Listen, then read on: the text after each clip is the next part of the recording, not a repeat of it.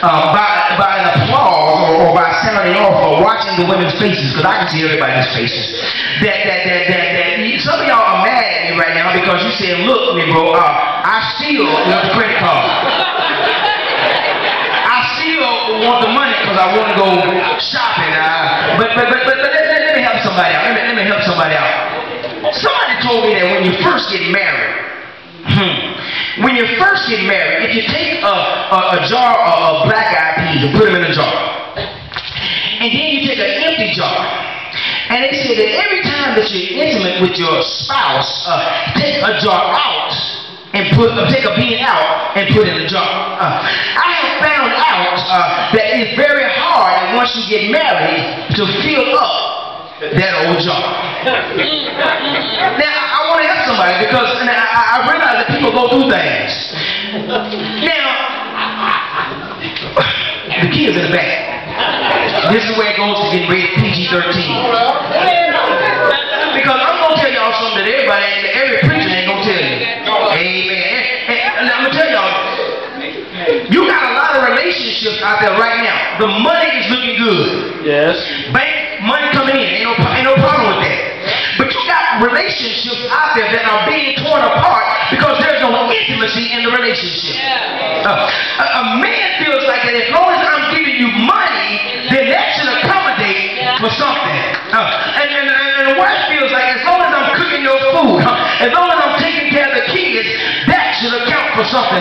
But can I let you know one thing, that every now and then, a man wants to feel connected to in the bed. He wants to know that even whether it's 2 o'clock in the morning, if his leg slides over, and he feels that silky smooth leg next to him, he wants to know because it's his wife, he should not have to beg or send a letter to Congress to have a good time with his wife. Women, let me help you out. Stop denying your man, because when he runs off and he gets with somebody else, you have nobody to blame but yourself.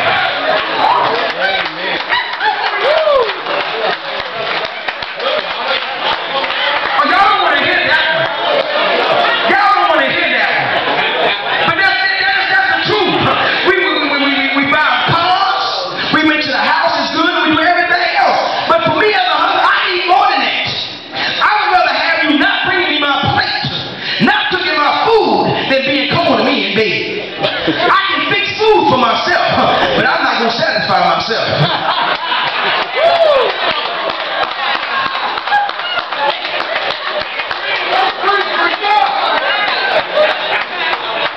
Y'all better understand this. There are marriages that are breaking apart every single day. Been married for 25 years. Y'all can't work it out now.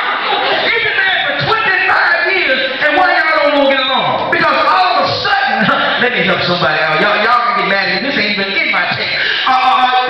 The problem is that you drove by another house, and you see that the grass was greener in that yard, but you don't realize all the work that man that lives in that house put in on that grass. Oh, y'all don't understand. What I'm saying is you've seen something else that you feasted your eyes on, and typically that what you've been feasting your eyes on probably is younger than what you are.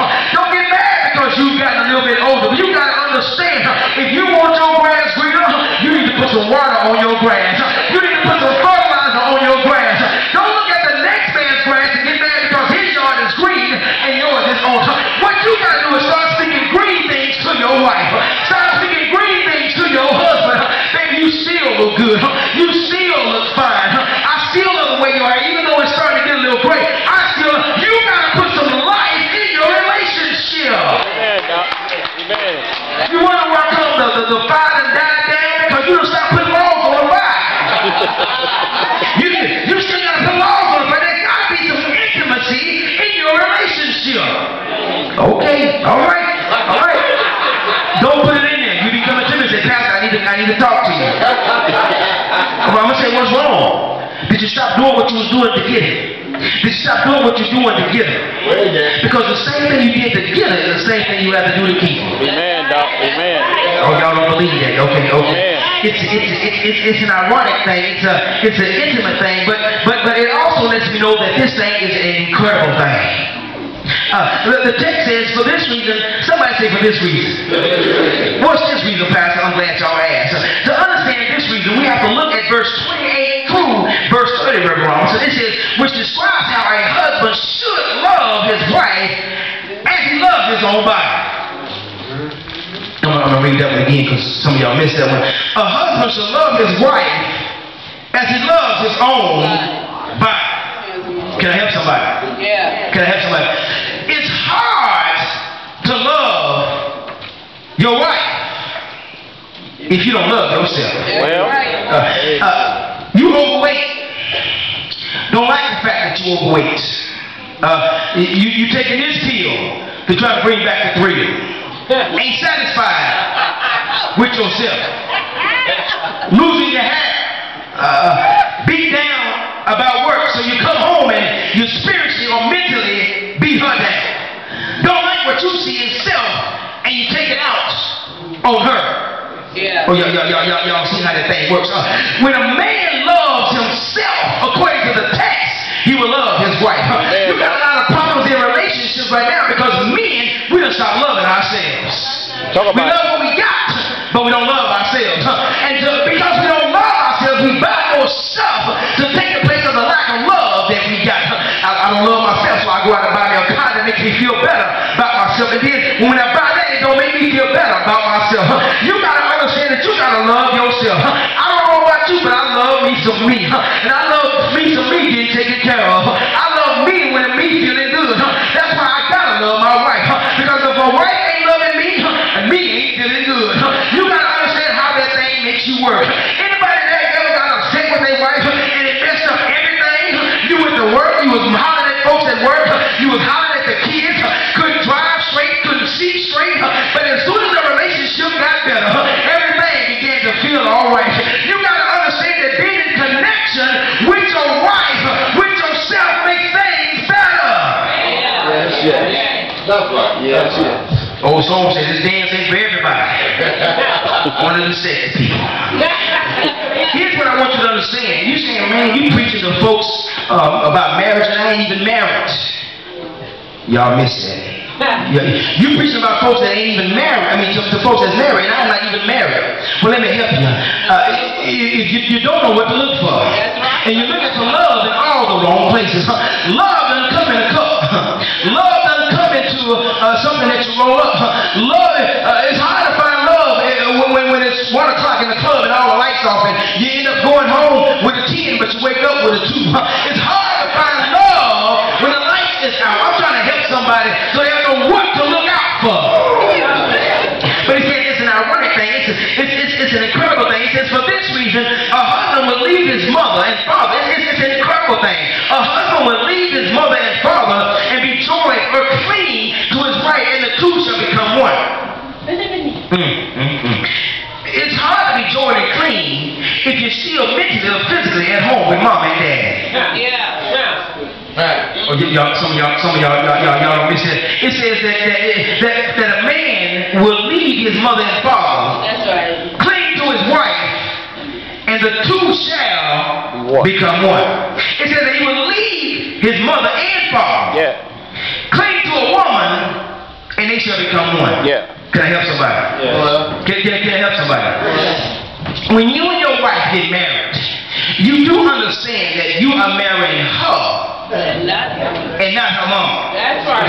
That you are marrying him and not his mom. That's right. That when mom and them call for some money, you are not obligated to have to give mom and them no money.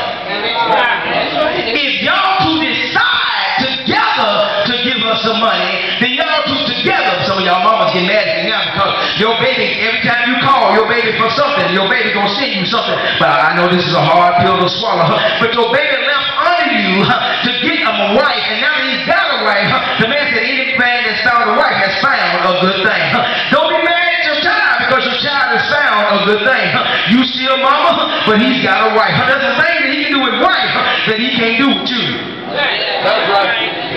And I'm just sorry to say, but sometimes the family members have their hands in marriages too many times. They cause the marriages to mess up. Well, calling you on this, calling you on that, calling you on this. But the text says that it's incredible when a man leaves his mother and father and he clings to his wife, and they become one. It's an incredible thing. It breaks the mathematical complex of addition, because everybody knows that 1 plus 1 equals 2. But here, 1 plus 1 equals 1. It's an incredible thing. I'm not going to go to the sea, but the story says that Jack Benny was rather shy. He was a young man, brother preacher, and one day at work he saw a young lady that greatly attracted his attention. But he was too shy to speak to her, so he went to the florist and ordered 1 red rose to be sent to her without any card enclosed. And every day he repeated this order. Well, after about 4 days of receiving 1 red rose each day, the young lady went to the florist and asked who was seeing them. The florist told her that it was some guy who worked where she did by the name of Jack Benny. Yeah, she said, I think I know who he is. So she searched for old Jack and found out who he was, and he asked her, she asked him, why you been sending me all these roses? And she said, because he said, I want to take you out on a date. So they went out on a date, and next thing you know, they got engaged. And Mary figured out that the roses would stop. But still they came. Finally, they were married. Even on the honeymoon, she continued to receive 1 red rose each day. But once the honeymoon was over, she figured out that the roses would stop. But month after month, then year after year, all their married life, every day without fail, she received 1 red rose. Finally, Jack Benny died. But the very next day, here came another rose. Thinking that maybe the florist somehow had heard, she called to tell him of Jack's death and that he could now stop sending the roses. He answered and said, but you don't understand. Before he died, Jack made all the arrangements. You receive 1 red rose every day for the rest of your life. Is there anybody here that knows you still receive a rose every day of your life? Y'all still don't hear what I'm talking about. You may be in love, not receiving one from your husband, but you still receive a rose every day. Is there anybody here that knows that they know who the rose of Sharon is? The lily of the valley, the bright and the morning star. And even when you're not feeling good, even when you're feeling bad, there's a rose in Galilee. There's one that sits high and still looks low. And even when the marriage is on the rocks, even when things are looking funny, even when things are looking money, you still can go to the rose that shall supply all your needs. Even though that they pierced that rose in his side, he died just for you. Even though when the marriage don't look good, that he lives just for you. I just thought I'd let somebody know today that it's a sticky situation. You're going through something in your marriage, or you're sticking to a brother that's closer to you than your own mother. Are you